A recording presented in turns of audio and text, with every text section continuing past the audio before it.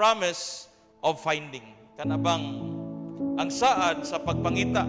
Jeremiah 29:13, you will find me, you will seek me and find me when you seek me with all your hearts.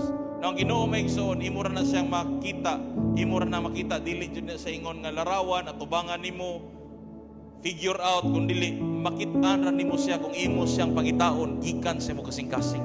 Mao na, kung ang imuhang ipalabi sa imong pagpangalagad sa Ginoo, may tungod sa iyang mga bulaton, meaning ana, imo dyan nakapalagan ang Ginoo sa imong kinabuhi. And to God be the glory. Amen? Pakpakan na to ang Ginoo. No? Unsa may pasabot ni Jeremiah, ni ana maigsoon in Jeremiah 29:13, because seeking God wholeheartedly leads to finding Him.